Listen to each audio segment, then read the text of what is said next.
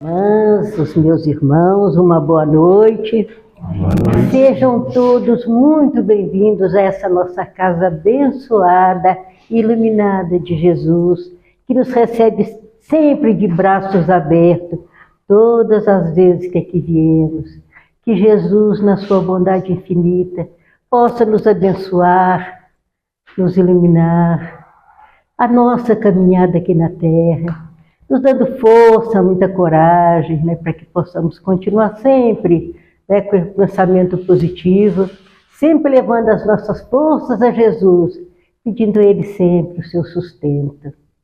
Nessa noite, meus irmãos, nós vamos pedir a Jesus que na sua bondade infinita possa abençoar o irmão que vai vir aqui na frente falar para cada um de nós, abençoando ele, seus amigos espirituais, para que ele traga aquilo que nós necessitamos, tanto que todos que vêm aqui sempre traz algo que nós precisamos.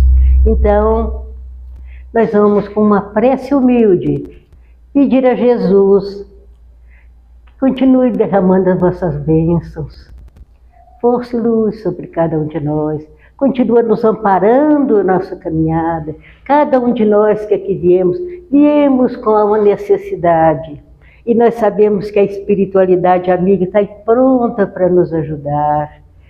Sempre com essa boa vontade, sempre com esse amor de Jesus no coração, sempre procurando nos colocar no caminho, nos caminhar sempre em frente, não deixando que nós desanimemos nunca. Não paremos no meio da estrada. Aquele fardo que nós pegamos, há quanto tempo atrás que viemos carregando das nossas imperfeições, e que cada reencarnação é uma bênção, uma oportunidade para que a gente vá se desfazendo de tudo isso que nós viemos trazendo do nosso passado, e que assim nós possamos ser dignos um dia de poder dizer graças a Deus, vencemos, Senhor, a nossa caminhada, vencemos, se Deus quiser, um dia nós seremos capazes de dizer isso. Então vamos com uma prece humilde, pedir a Jesus que possa dar por aberta a nossa humilde reunião, a essa espiritualidade amiga, a esses benfeitores abençoados, aos nossos anjos guardiães, nossos espíritos protetores, simpáticos, aqueles familiares, pedimos a Jesus também para todos aqueles dos nossos entes queridos que já partiram para a verdadeira vida, que eles recebam também, como todos nós estamos aqui, recebendo toda essa vibração, que eles também possam receber dentro do coração de cada um deles, graças a Deus. Então vamos com uma prece humilde, pedir a Jesus a vossa permissão para que dar por aberto a nossa humilde reunião dessa noite. Deus, Pai de toda a criação, ponha doçura nos meus lábios e a fé no meu coração. Sol de amor que nos conduz, na vida em que me agasalho, enche meus olhos de luz e as minhas mãos de trabalho. Dá-me forças no caminho para lutar e vencer, transformando todo espinho em flores do meu dever. Pai, não se esqueça de mim nas bênçãos da compaixão. Guarda-me em teu coração de paz e amor sem fim.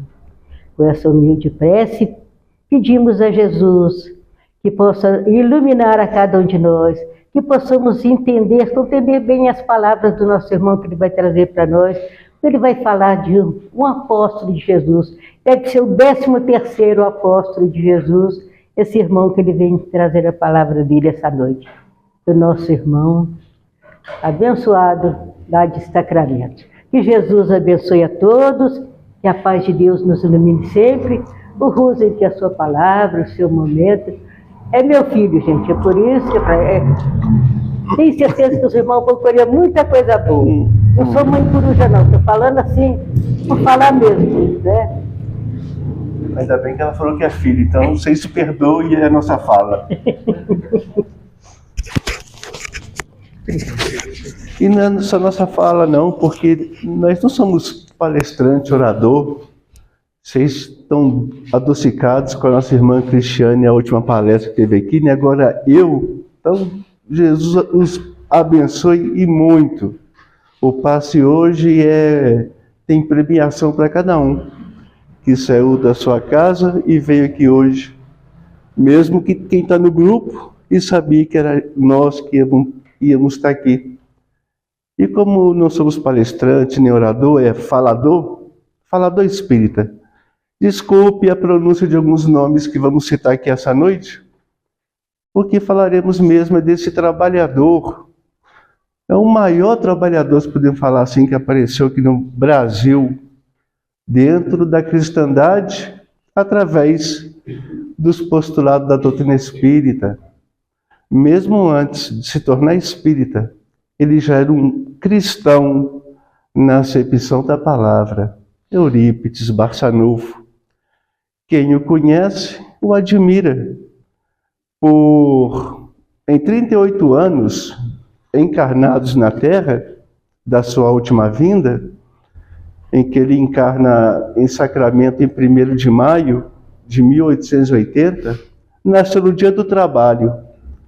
E como dizem os seus biógrafos, ninguém mais do que ele trabalhou para Jesus nessa encarnação. E ele volta para a pátria espiritual no dia 1º de novembro, dia de Todos os Santos. 38 anos que ele teve na Terra, pouco tempo, fisicamente falando, mas deixou uma obra enorme. Quem conhece, tem documentários, livros, biografia. É um irmão notável na parte cristã e na doutrina espírita. E vamos passar essa noite uma viagem nas suas 5 últimas encarnações, graças a informações de Emmanuel, de sua sobrinha Corina Novelino, do próprio Chico Xavier, onde ele teve e por que nessa última encarnação ele traz uma bagagem enorme de conhecimento em todas as áreas do ramo da humanidade. Por que ele traz aquela bagagem espiritual? Será que Deus, quando fez nascer Eurípides, filho do seu Hermógenes e Dona Jerônima, já fez aquele espírito grandioso?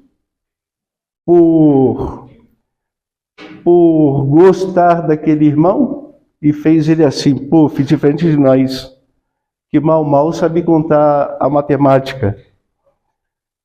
A gente vai ver que ele, nessa última encarnação, ele traz, como diz a doutrina espírita, em cada encarnação, a gente sempre pega na última encarnação, no ponto que a gente parou.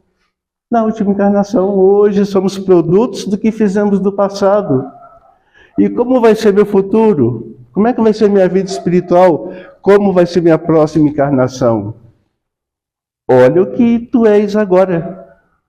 Que a gente mesmo pode responder a nossa vida no mundo espiritual e a nossa próxima encarnação. Nossos gostos, nossos desejos, nossas vontades, nosso apetite. E aí nós mesmo responde. Mas começamos com o nosso Eurípides, ele vindo à Terra como um homem, um jovem chamado Marcos, que vai entrar em contato com os essênios, um povo que viveu entre o ano 200 antes de Cristo até o ano 100 depois de Cristo. Depois esse povoado, de uma certa maneira, dissolveu e sumiu no mapa. Mas nesse tempo, esse povoado viveu, e esses 200 anos antes do aparecimento de Jesus, Kardec ia até colocar eles na introdução do Evangelho. A vida deles era comparada com a dos primeiros cristãos, mesmo eles não tendo contato ainda com Jesus. Nem Jesus vindo a nossa terra ainda. Eles criam na grande chegada de um cordeiro e viviam se preparando na prática do bem, do atendimento aos enfermos, ao próximo, de uma maneira como os primeiros cristãos, porque eles pregavam que quando chegasse Salvador, ele não poderia encontrar a casa bagunçada, a casa interior vazia de bom sentimento, poluída com sentimentos baixos. Então, para lavar essa casa interior, nada mais, nada menos do que usar a água do bem, da prática do amor. E eles eram um povo muito nesse regime. Não tinham cultos exteriores como os fariseus, saduceus.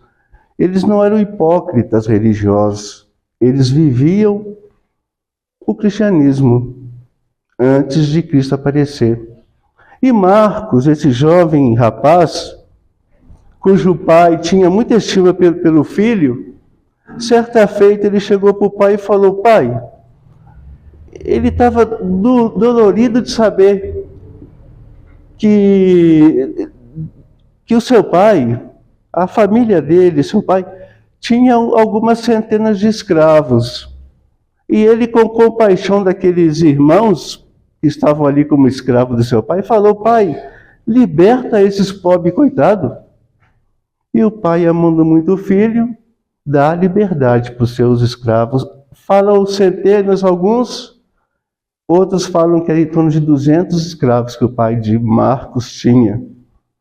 O pai faz a vontade do filho. E por ele fazer essa vontade, nesse mundo de prova e expiação, quem faz o bem nunca foi olhado com bons olhos. E ele foi perseguido. Ele foi perseguido na cidade em que eles viviam. E ele foi obrigado a correr para Samaria. E ali acontece alguma coisa com sua saúde, que ele é obrigado a deixar o seu filho com um casal amigo, e ele parte para outras paragens e deixa seu filho aos cuidados de Júlia e de Félix, um casal amigo que recebe Marcos como o seu filho, carinhosamente, abnegadamente. E vindo o potencial daquele jovem ainda, esse casal apresenta o jovem a um mestre essênio chamado Lisandro, que tomava a frente desse povoado, ensinando a eles essas regras de bem proceder.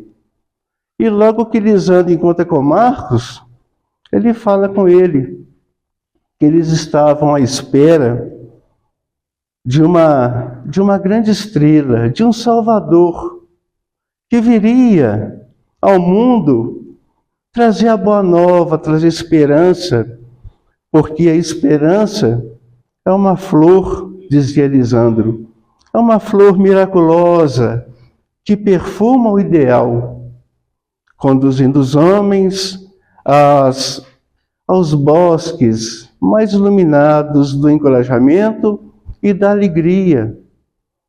E ele começou a instruir aquele jovem. E aquele jovem, com muita atenção, captava os ensinamentos de Lisandro. Até que esse ancião passa a Marcos a direção daquele povoado essênio, porque via potencial naquele rapazinho, inteligente. Ele era trabalhador, devotado, abnegado. Ele tinha zero interesse para as coisas pessoal e 100% de interesse ao próximo.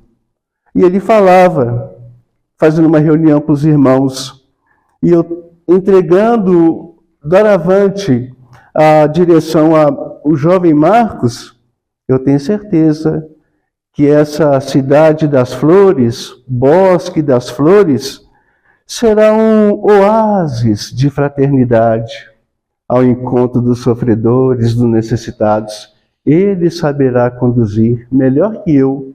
E olha que Lisandro era um sábio. As más línguas espíritas falam que ele era Bezerra de Menezes naquela época. Bezerra de Menezes já era um bom homem naquela época, antes de Jesus aparecer na Terra. E entrega para Marcos, que faz um serviço usando os espaços que tinha naquele povoado para ajudar os enfermos. E chovia de enfermo. É igual o Chico Xavier, o Divaldo na Bahia. A gente aqui, se um dia virar cristão mesmo, nós espíritas aqui virar cristão e atender aos enfermos, vai vir enfermo até do cemitério para ser curado, porque sai de todo lado. Então chovia enfermo lá no povoado essênio, graças ao trabalho de iniciativa daquele jovem Marcos. Só que, algum tempo depois, aí começam os testemunhos. As cruzes de sacrifício vai chegando. Naquela região assola uma grande epidemia. E principalmente no pessoal dos essênios. Uma epidemia que ataca principalmente aquele povoado. E é justamente nesse período que um jovem galileu, que onde tinha serviço, doente, gente chorando, ele aparecia. Como até hoje ele segue nossos passos, de cada um de nós, de toda a humanidade.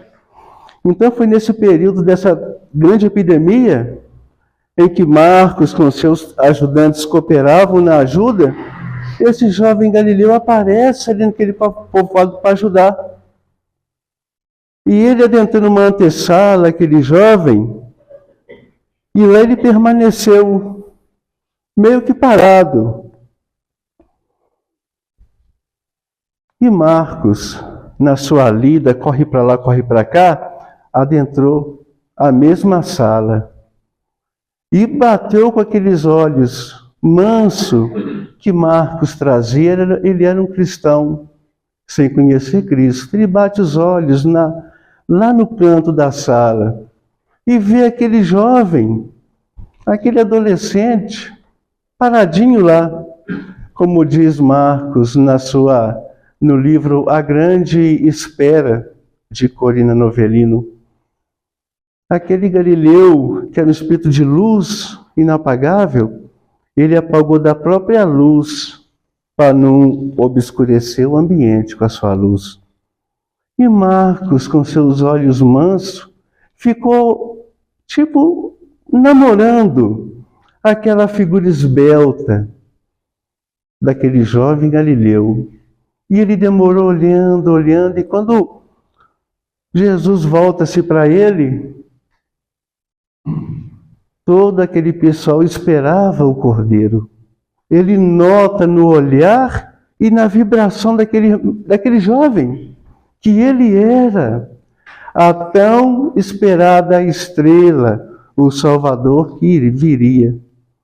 Dando mais uns passos incontido, de emoção, ele cai aos pés daquele Galileu, choroso, feliz da vida.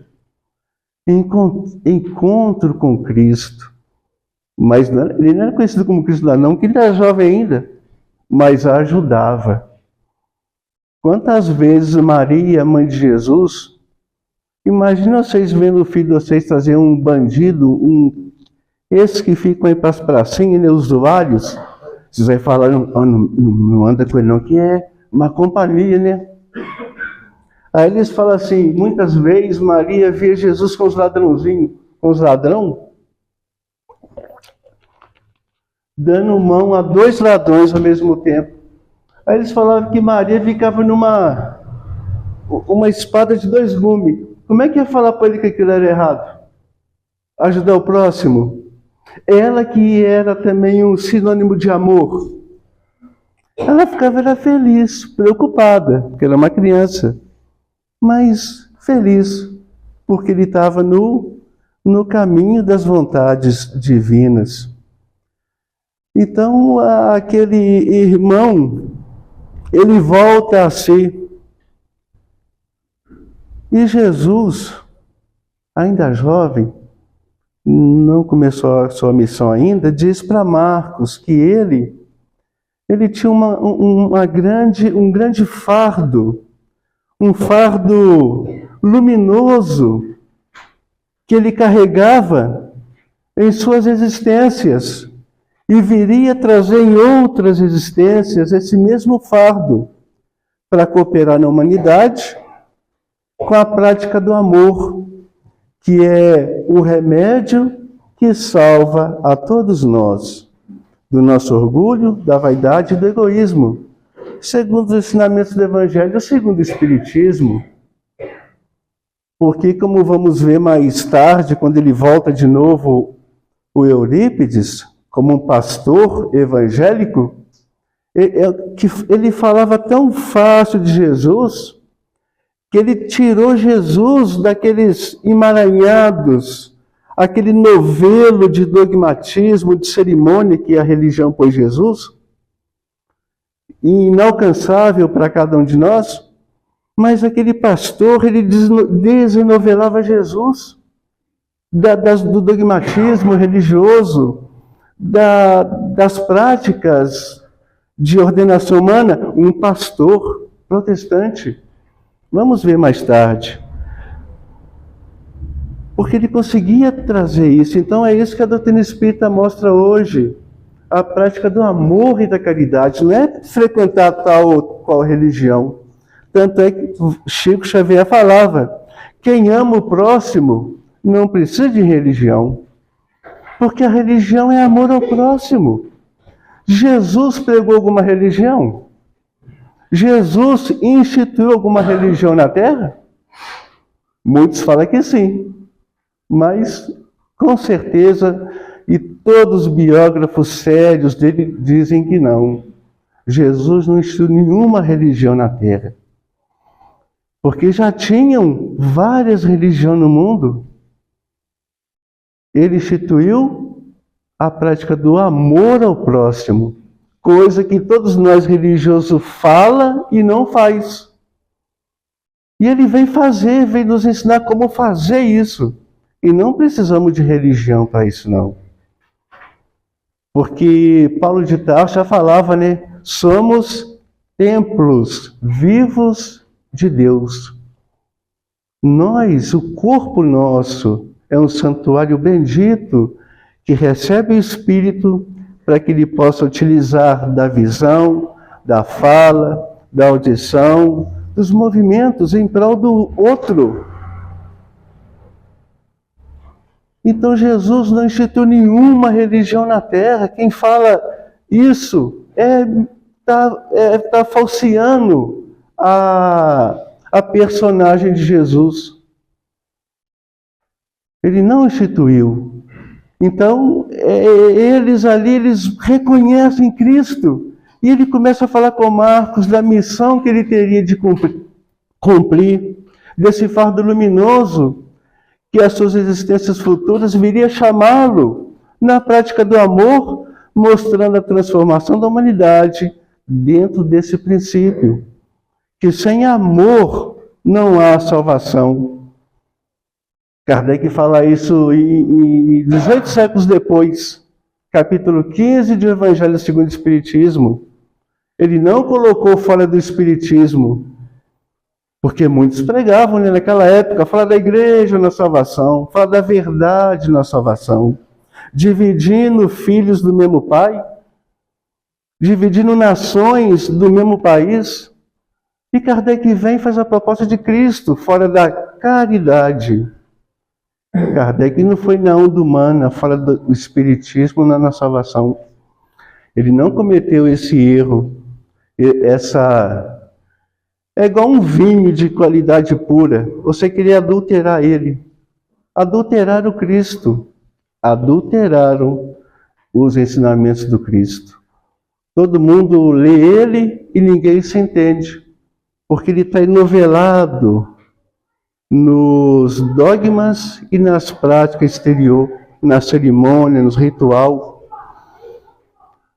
Então vamos encontrar Marcos ouvindo Jesus e recebendo ainda mais força para sair pregando a boa nova, com o abono do próprio jovem Galileu. E por ele fazer aquela baderna de falar de amor naquela época, ele foi queimado em Nazaré. Perseguiram Marcos e o queimaram na cidade de Nazaré. Diz Chico Xavier que rapidamente ele volta para a terra. Eles mataram, mas ele volta correndo para a terra. E dessa vez ele é educado por Inácio de Antioquia. Alguns falam Antioquia. Os Espíritos falam a palavra que menos importa, desde que vos entendais. Então, o Inácio de Antioquia pegou esse jovem para educá-lo. E Inácio de Antioquia era discípulo de João Evangelista, que tinha vivido com Jesus. E as mesmas más línguas que falou que o Lisandro é Bezerra de Menezes, esse Inácio, quando Jesus chama uma criança e o senta no seu colo e fala, deixai vir as minhas criancinhas, dizem que aquela criança era Inácio, que é até santo católico, né? Porque ele era bispo de Antioquia, terceiro bispo daquela cidade, daquele pessoal. Homem bom, homem cristão, homem que atendia a todos os sofredores. Tanto é que ele é elevado à categoria de santo. Então ele tinha aquele jovem que já era Eurípides voltando de novo, e não demorou muito tempo mesmo não, porque, olha você vê, quando ele encontrou com Jesus, Jesus estava com seus 15 a 17 anos. E quando ele volta novamente, Jesus já tinha sido morto por nós. Mas seus discípulos ainda estavam encarnados. Tanto é que ele adorava ficar em conversa com João Evangelista, Eurípides Barçanufo, nessa segunda encarnação dele, após o Marcos. Ele, muitas vezes, Inácio não podia fazer a pregação do Evangelho de Cristo, ele fazia no lugar de Inácio e atraía as multidões com o fervor que ele falava, porque ele falava com abonado na sua prática. Ele era um homem bom, apesar de ser um menino jovem também. E não perdia a oportunidade. Vira e mexe, estava lá puxando os panos do João Evangelista, saber de Cristo. Já pensou nós também tivesse naquela época? Nós matamos todo mundo, né? Mas se fôssemos mais regenerados, nós tínhamos aproveitado eles. Então Eurípides aproveitou o João Evangelista, o máximo que ele pôde, até a sua morte, de João, porque ele permaneceu pregando o Evangelho de Cristo. Aí Eurípides novamente foi perseguido e novamente morto. Crucificam Eurípides novamente, por amor a Cristo. Mas ele lá no espiritual falou, não deixa eu ir correndo. Os cristãos, o fogo do Cristo ainda está lá quente. E ele, ele volta de novo para a terra. Nós mata eles, devolve ele. Só que dessa vez ele veio como um escravo, chamado Rufo. E essa citação está até no livro do Chico, Psicografia de Emmanuel, Ave Cristo. Quem não leu esse livro, a gente lê. É um livro, nossa, emocionante, cativante, é gostoso de ler. Vendo a saga dos primeiros cristãos sendo levados ao circo de Roma, comida de leões, servindo de postes para clarear as noites dos romanos, e eles levando Cristo. E novamente Emmanuel aparece nesse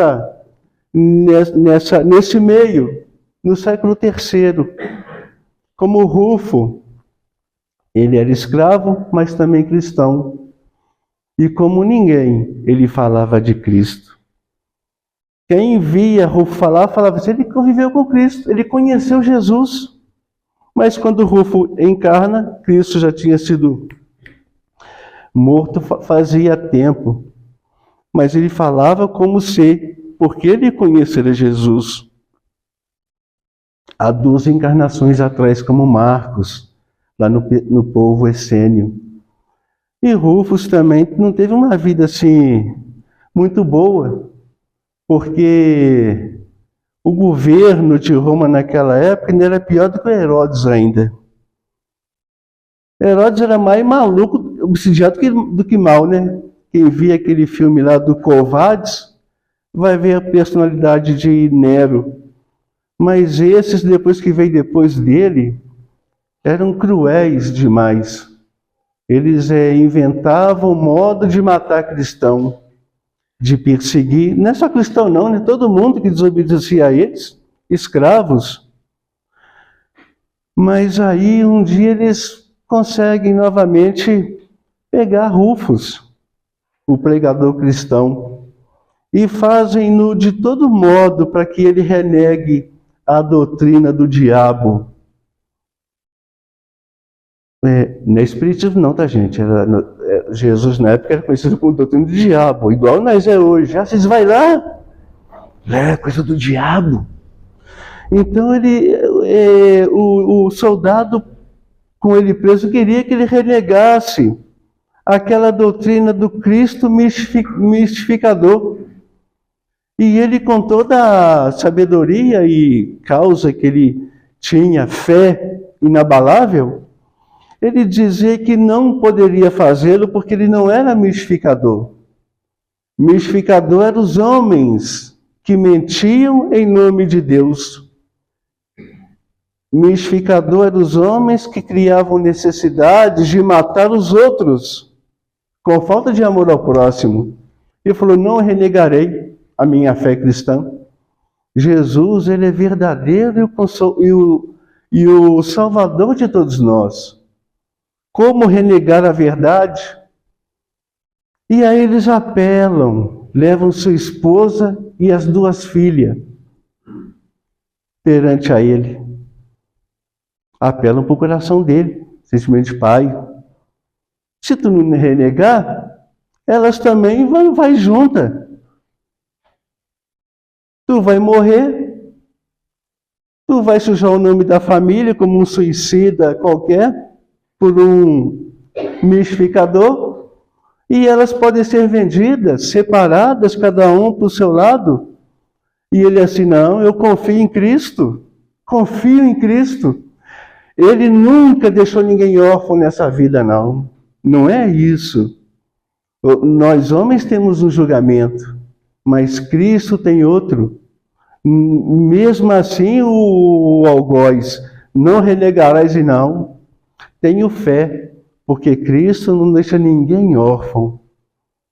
Se eu morrer, eu sei que eles vão ficar bem amparados, porque o que acontece na terra é por vontade maior, não dos homens.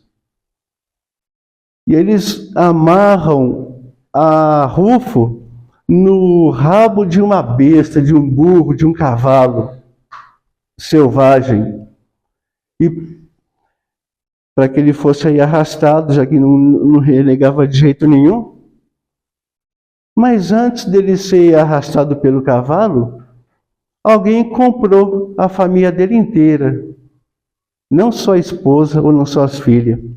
E o comprador da família de Rufo chegou perto dele e sussurrou para ele, meu irmão, morra em paz. A sua família está muito bem olhada. Eu também sou cristão. Engraçado, quanto mais se matava cristão, mais aparecia, igual o Nero falava, ele dizia igual capim. A gente capina um bocado aqui e aparece lá. O Nero falou isso. Cristão é igual capim. A gente mata um monte e aparece outros. E aí, ele respira aliviado, porque a fé, olha a fé inabalável do irmão. Mesmo que com aquelas acusações usando a família dele, cada um vai ser vendido para um lado, vai ser escravo, e ele não. Deus não deixa ninguém órfão, Jesus não deixa ninguém órfão. E aquele comprador da família dele fala, morra em paz. Elas vão ser cuidadas como da própria casa, porque eu também sou cristão. Só que esse não queria abertamente, porque ia ser dois puxados pelo cavalo naquela tarde, né?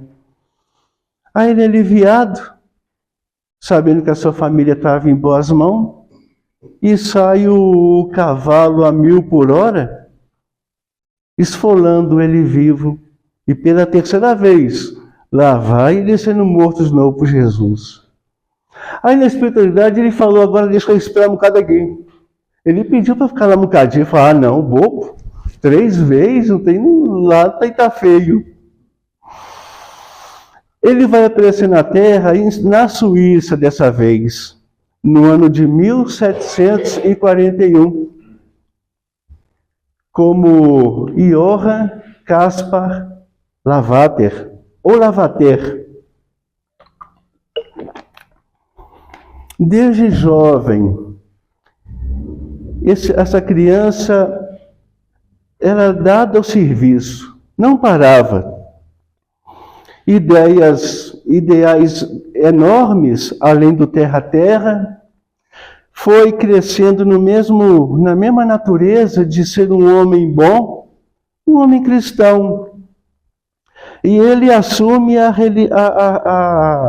religião dominante daquele país, que era o protestantismo, tornando-se um pastor, incomum orador, pensador profundo, um cristão na palavra exata do termo cristão, porque era um pastor bom, era um pastor que falava de Jesus inflamado. Parece que ele viveu com Jesus e atraía multidões. Todos gostavam de ouvir Lavater falar de Jesus. O pastor Lavater.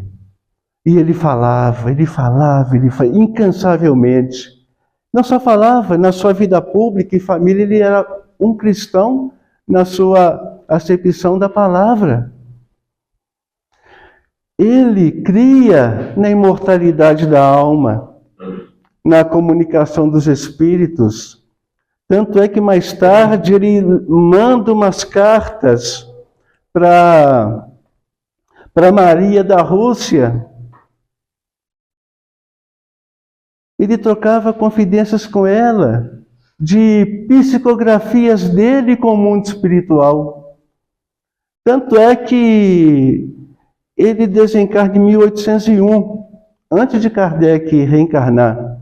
Mas quando Kardec reencarna e fica sabendo dessas cartas do pastor Lavater, Kardec as toma a cópia e publica na sua revista espírita, pelo alto teor cristão e espírita. Porque a doutrina espírita, gente, ela não é religião, não. Ela é uma filosofia de vida. Ela é um pensamento de vida que adotamos. Não tem cerimônia, não tem padre, não tem pastor, não tem um maior, tem sim um maior sim. É o Evangelho segundo Jesus Cristo, que Kardec não tirou a Bíblia inteira, porque a Bíblia é um escrito de todo mundo escreveu nela. Mas ele fala que tirou as principais passagens, aquelas que tocam diretamente para nós. Diferente do que fazem hoje, né?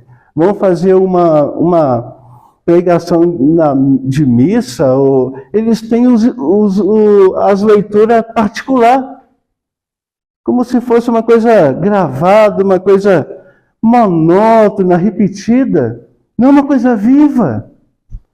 Tanto é que esse pastor, quando falava de Jesus, o povo arregalava os olhos. Ele não fala aquela mesmice.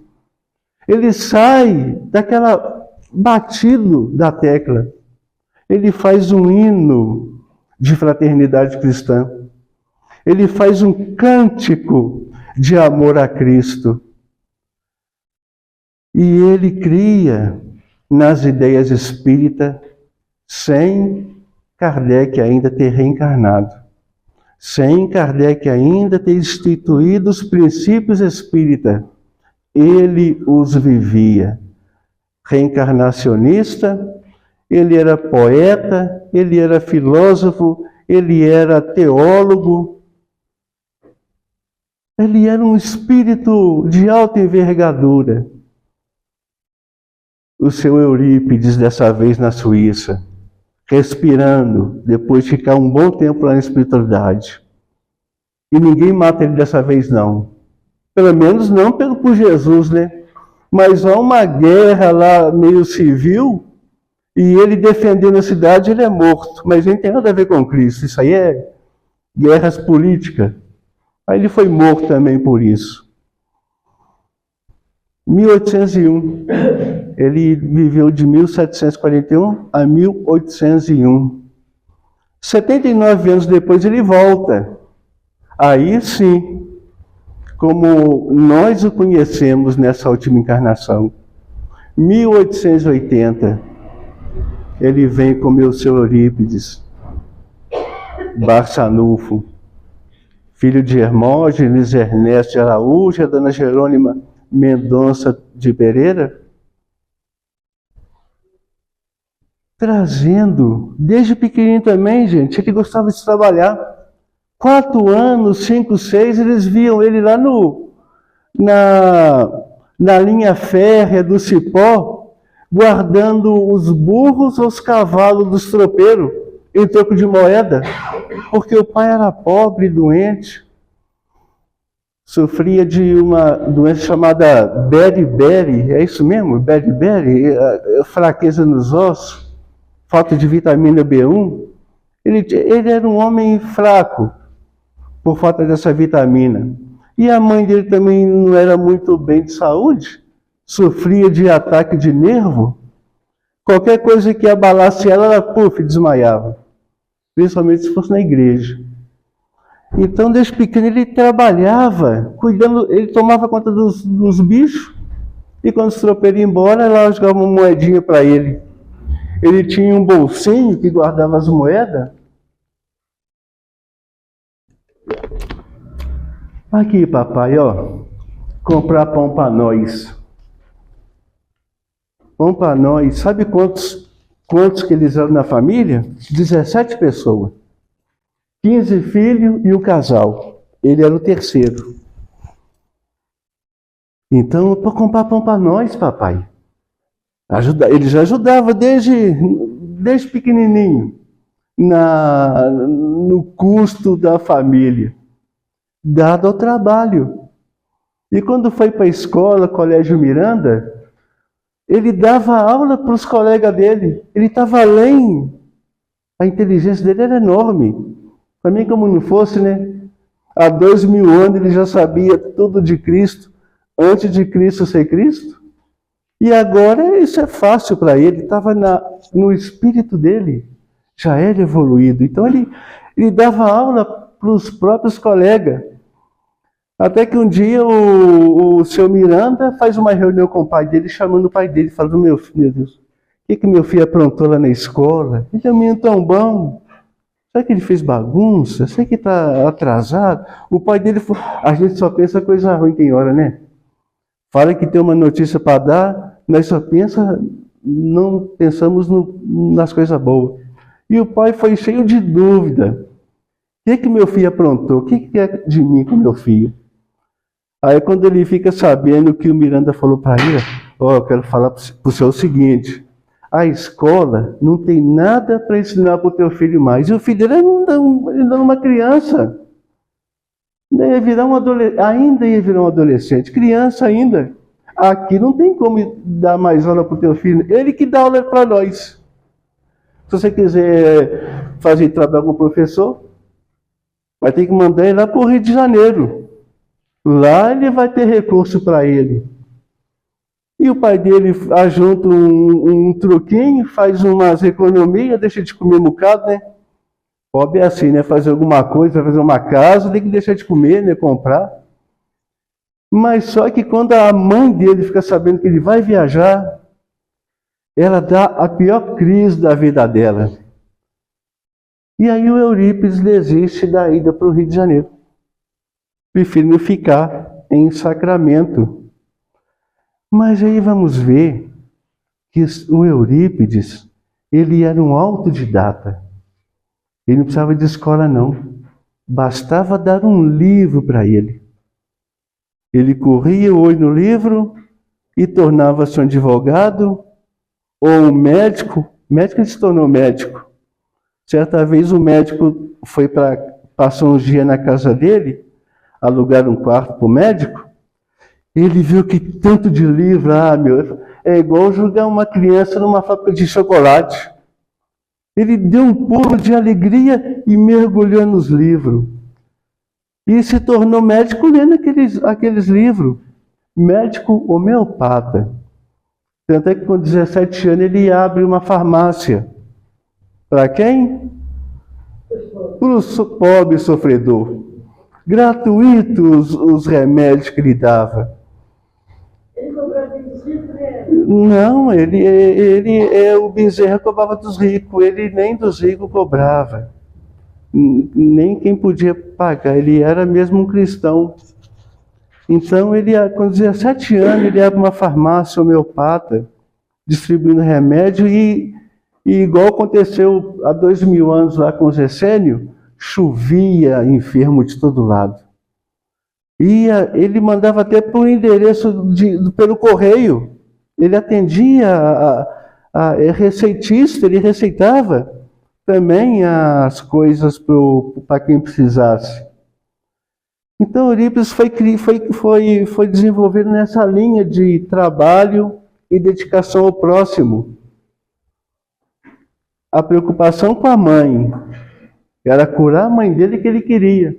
Mas mesmo se tornando médico, a medicina não tinha cura para a mãe dele.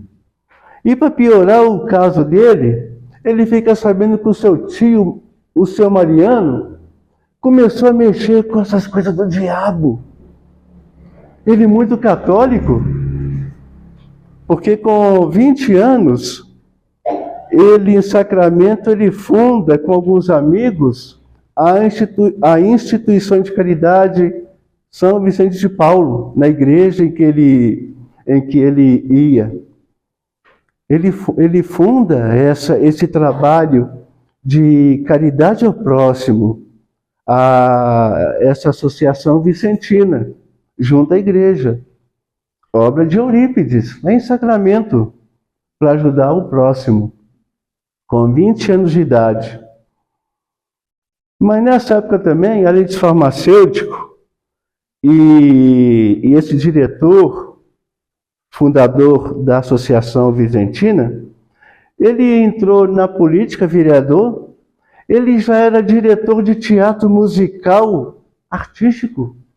Ele sabia criar uns dramas, alguma dramaturgia, ele sabia. Tinha um grupo lá que ele formara. Lidava na política tinha conhecimentos médicos, entra na política e tem essa preocupação do tio mexendo com o diabo. E não é só o tio dele não, gente. Lá na fazenda Santa Maria, que era uma fazenda que a maioria era parente dele, todo mundo mexia com o capeta. Todo mundo. Mas o seu Mariano, ele gostava mais. Era mais preso desde a infância com ele. Então era outra preocupação dele.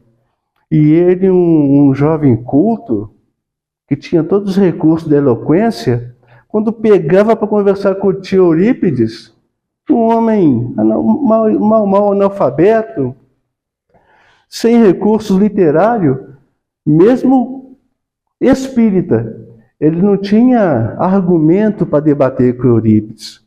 Eurípides tinha os argumentos muito lá em cima de filosofia. as ideias dele não eram de maldade, como diz Kardec.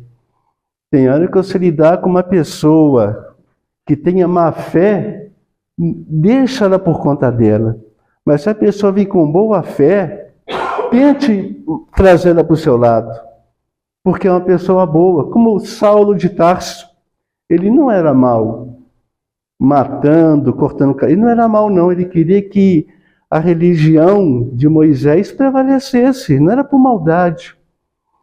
Então Eurípides também não era por maldade, que ele tinha aquele alto teor filosófico, combatendo com o tio senhor Mariano, tentando dissuadir dele as ideias demoníacas.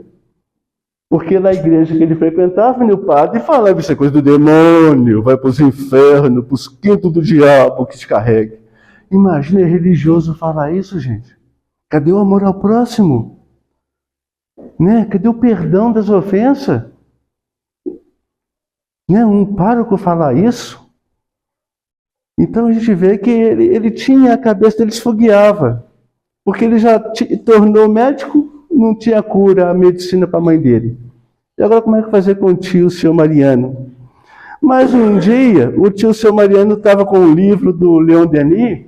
Leon Denis está na mesma categoria do Eurípides, tal, e filósofos, pensadores. Aí ele falou: meu sobrinho, eu sou um velho, sem recurso de inteligência como você é, moço educado, um moço culto, mas, por favor, leia esse livro. Quem sabe você encontra aí as suas respostas que você quer, que eu estou impotente de dar essas respostas para o sobrinho. Mas lê.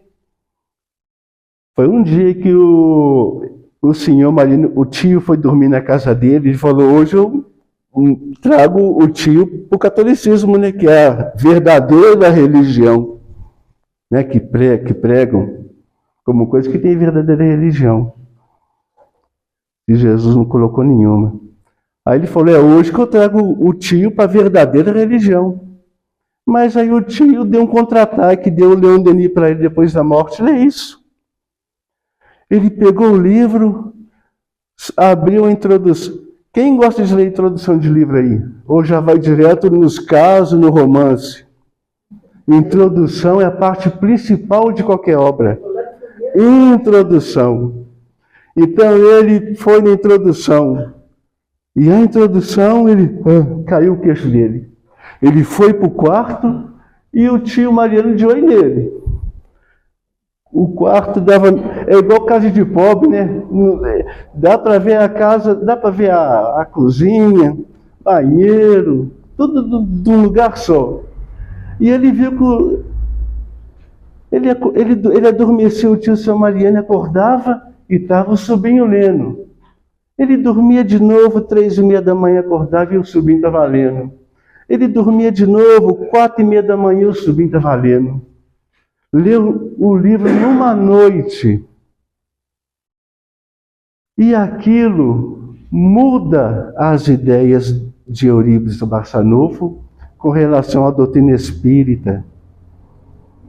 Aquela doutrina, aquela filosofia que Leon Denis traça, não pode ser coisa do diabo.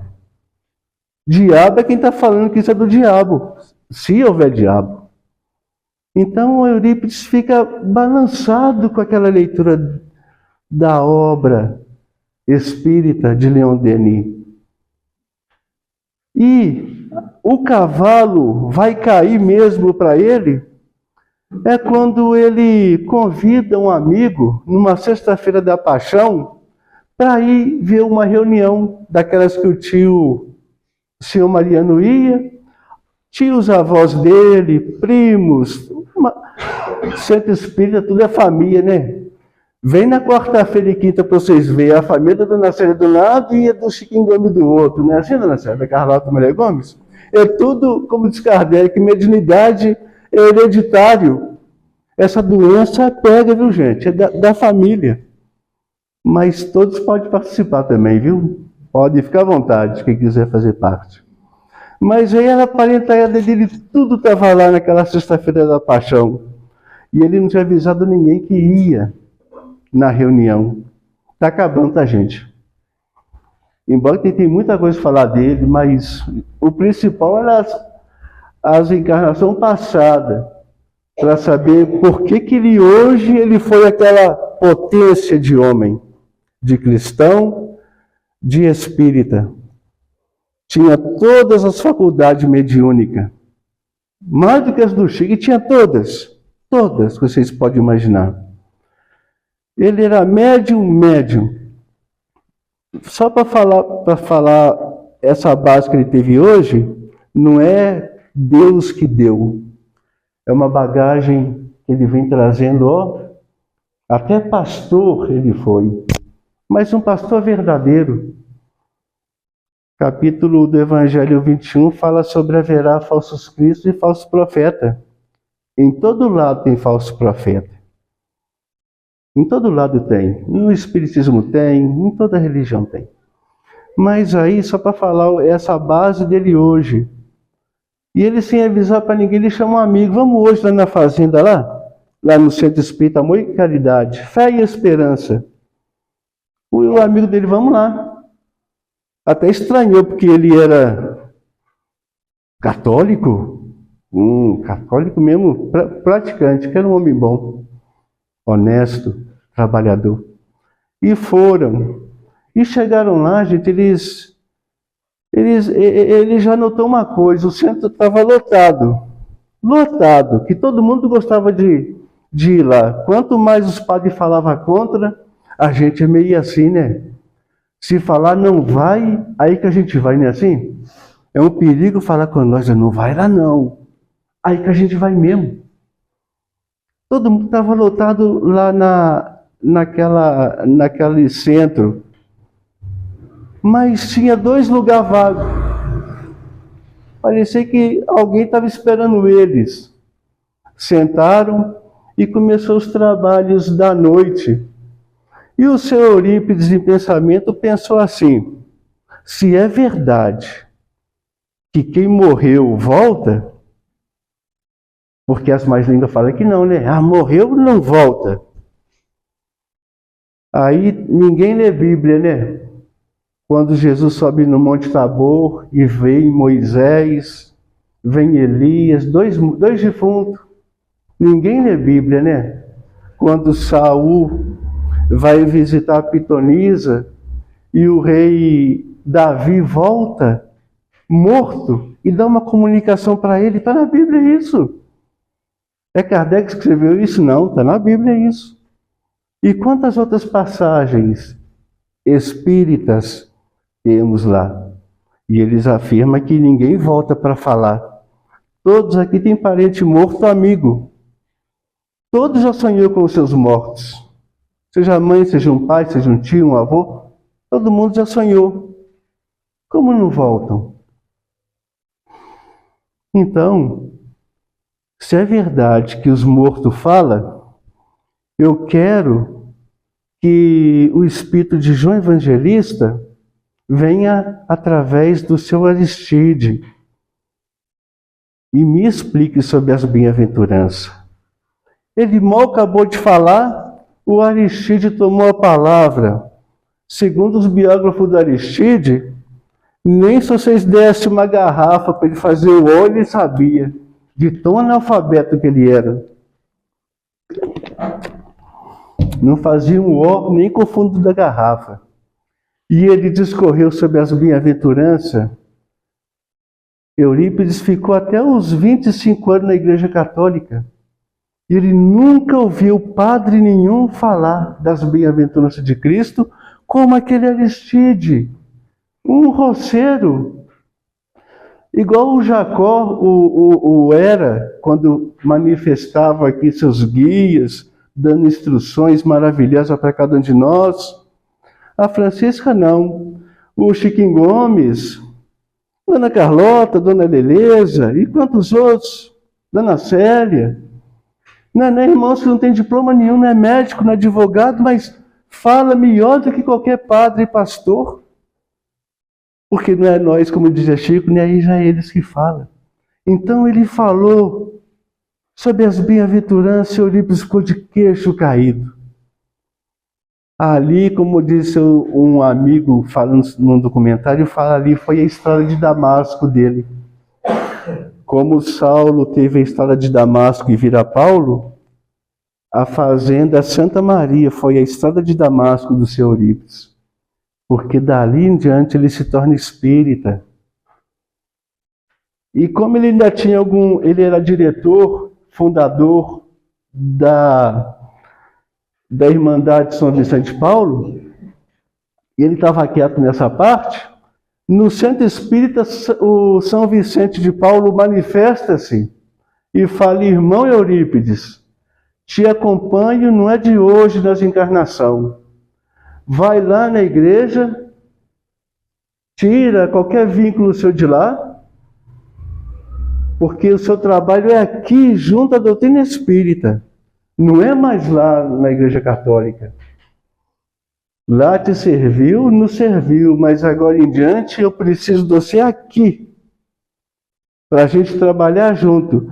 E Eurípides trabalhou com o São Vicente, Santo Agostinho, Bezerra de Menezes, Maria de Nazaré, a mãe de Jesus. Todos os santos eram a guia espiritual do Eurípides. Todos os santos. Também ele veio lá do povo dos essênios, era Rufo, era o irmão lá que seguiu com o Inácio de Antioquia. Então, todos os espíritos bons, ele era uma falange de irmão, era seus amigos espiritual. Então, ele, sem ser espírita, como católico, ele tinha fundado uma escola chamada Liceu Sacramentano com alguns amigos. E Maria Santíssima, numa psicografia por ele, pede para ele apagar aquele nome que lembra as vaidades humanas, Liceu Sacramentano, o orgulho humano, e coloca lá Colégio Allan Kardec.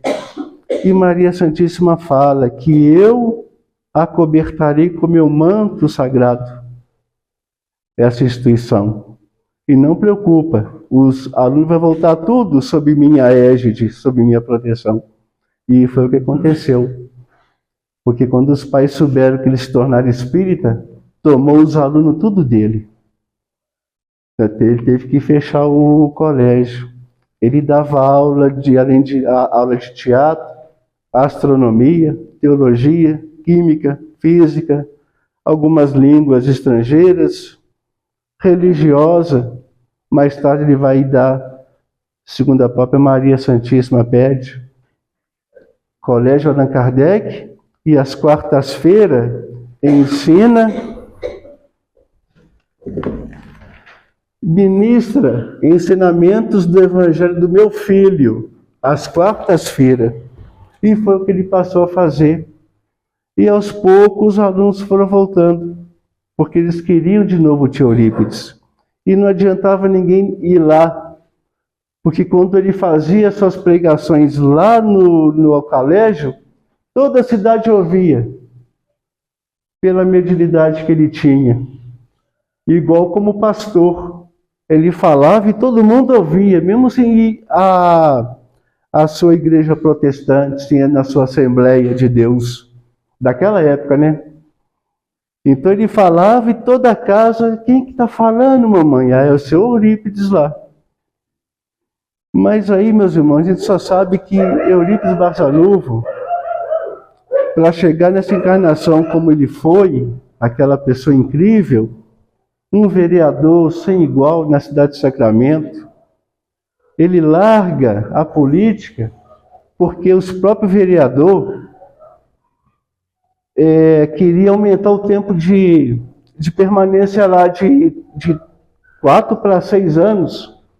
Aí Eurípides falou assim, eu vou embora daqui, porque eu não sei se o povo vai querer que eu fique mais 6 anos, um peso para a sociedade. E eles queriam aumentar o tempo de trabalho deles, como coisa que eles amam nós. Mas Eurípides nunca caiu nessa não. Ele falou, não, já que vocês querem ficar, fique com a sua ideia, eu desligo da política. Porque sei lá se o povo concorda com essas nossas ideias de aumentar tempo de serviço para nós, de 4 para 6 anos. Ele desliga da política, se todos fossem assim, mas um dia serão. Então, Eurípides, ele foi um homem sem igual. Lá antes de Jesus, com Jesus e depois de Jesus.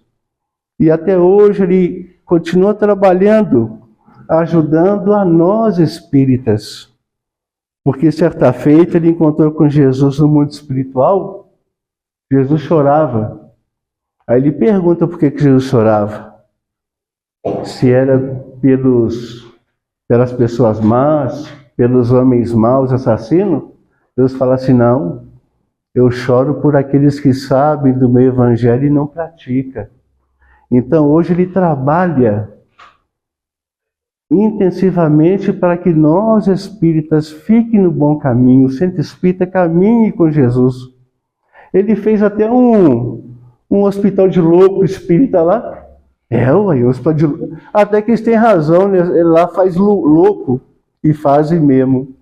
Porque a gente chega lá e vai saber da grande oportunidade que tivemos e não praticamos. Aí a pessoa fica louca. Mas até hoje ele continua trabalhando. Então, meus irmãos, tinha outras causas para contar dele, mas isso aí fica para a próxima. Como diz o Paulo Bianchetti, né? É a parte 2. A gente agradece a paciência dos irmãos. O passe hoje é especial, tá? Porque me aturaram, ninguém saiu correndo. Deus abençoe a todos, ilumine cada um com seus amigos espirituais, o familiar de cada um. Enfim, que a paz seja com todos.